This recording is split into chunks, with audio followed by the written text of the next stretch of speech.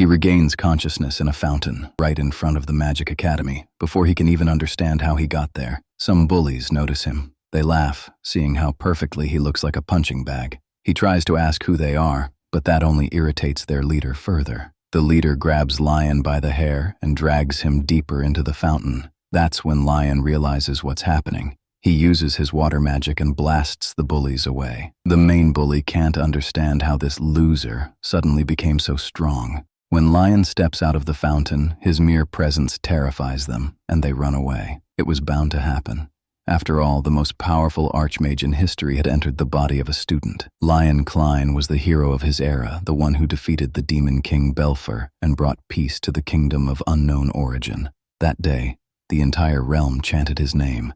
It felt like it was finally time for his retirement, to marry a beautiful woman like Princess Sarah and live a peaceful life. But fate had other plans. The king gave him one final mission, an assignment that would mark the end of his heroic journey. Reports said monsters were hiding in a cave, the last remnants of the Demon King's army. The king wanted him to investigate the cavern and return with positive results, since everyone who had gone there before had returned defeated. Everyone had high hopes for the Demon King Slayer. Lion knew what he had to do. He couldn't allow the people he loved to be in danger. For the children, for the orphans who saw him as their role model, he had to wipe out the remaining fragments of the Demon King. Without hesitation, he accepted the mission. Prince Shark was chosen to guide him. On the day of departure, Prince Shark led him into the corrupt cave. Once they reached deep inside, the prince revealed his true intentions and attacked from behind. The weapon was coated with lethal poison, ensuring Lion's death. Prince Shark had always seen Lion as a threat to his authority and absolute power. He believed Lion was also taking Queen Sarah away from him, but Lion had no such intentions. He didn't want politics or power. He only genuinely cared for people, especially the orphaned children. The truth was, this vile man had already killed those children so that no one would remain to carry Lion's will forward. He was so despicable that calling him a devil would insult devils themselves. He kicked Lion into the depths of the cavern, leaving him to die slowly from the poison. But Lion survived the fall and found himself deep within the earth. Suddenly, a mysterious skeletal creature appeared, ready to attack. Lion destroyed it with a fireball. Surprisingly, a system interface appeared and counted his kill. One enemy down, but he still had nearly 1 million monsters left to kill. Only then could he complete the secret quest triggered by his fall. Another creature attacked and met the same fate. The kill count increased again. Lion didn't fully understand what was happening, but he kept slaughtering monsters, hoping that one day he would find a way out. Years passed. The only thing driving him forward was the burning desire for revenge against the traitor. When he reached 10,000 kills, he gained dark attribute magic, a power he had never known before. For 10 years, he remained in that hell, killing monsters. Finally, after 1 million kills, the quest was completed and an arcane door appeared before him. Without hesitation, Lion stepped through the gate. Things couldn't get any worse, he thought. But surprisingly, he found himself in the middle of a pond. Once he regained his senses, he realized he was looking at an educational institute.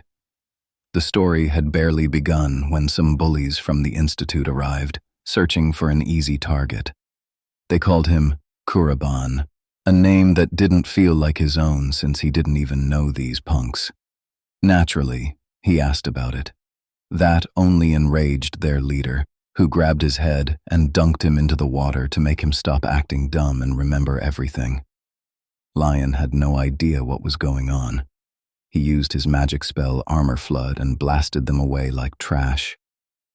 The goons couldn't comprehend how a wimp had made such a Chad move. Wisely, they ran off before things got worse. As Lion gathered his thoughts, he heard a strange voice.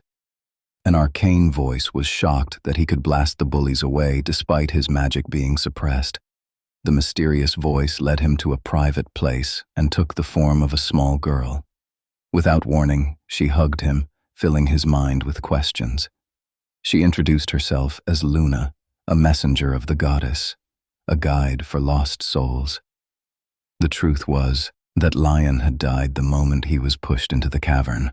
The world he now lived in was completely different, and the body he occupied belonged to a boy named Kuraban.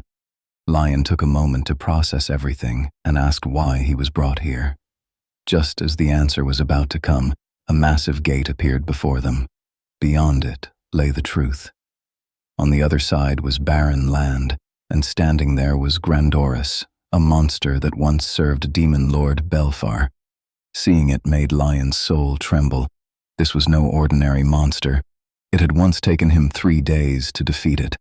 But Luna assured him that with his new magic powers, this battle would be child's play. Lion remembered the dark attribute magic he had gained. The beast attacked mercilessly. Lion touched the darkness without hesitation. His swirling dark magic shattered the monster's magic barrier, and with deadly dark claws, he crushed its throat. That single technique was enough to kill the powerful creature. Luna danced with joy, seeing the monster get one shot. Lion himself was stunned by his hidden potential. Luna then revealed the truth. Demon King Belphar would soon enter this world as well. The earlier gate had formed because of the Demon King's influence. If not stopped, this world would drown in destruction. That was why the goddess had chosen Lion to maintain balance. As Lion looked ahead, he noticed a crest on a fluttering flag. It was the same symbol belonging to Prince Shark. If the crest was here, Shark must have entered this world too. The fire of revenge made his fists tremble. Soon, a female student approached him, having sensed the gate's appearance. Before he could answer, Luna telepathically told him to hide the truth. He acted ignorant. The girl apologized for the trouble caused by the delinquents. She introduced herself as Izumiya Makoto, the student council president of the Imperial Academy. Later, a Category Red gate appeared inside the academy grounds. Monsters began pouring out. Despite orders not to engage, Izumiya entered the gate to stop disaster. Lion followed. Inside, she was overwhelmed by monsters, but Lion arrived just in time, defeating a serpent-like dragon in a single strike with dark magic. Together, they fought through hordes, destroyed a golem with blind edge, and finally faced the lava dragon boss. The lava dragon unleashed devastating fire blasts. Izumiya's ice lance failed against its intense heat. Lion used deadly claws, forcing it into the air. With Luna's signal, he cast void butterflies, detonating them in a chain reaction that completely annihilated the dragon. The red gate closed safely.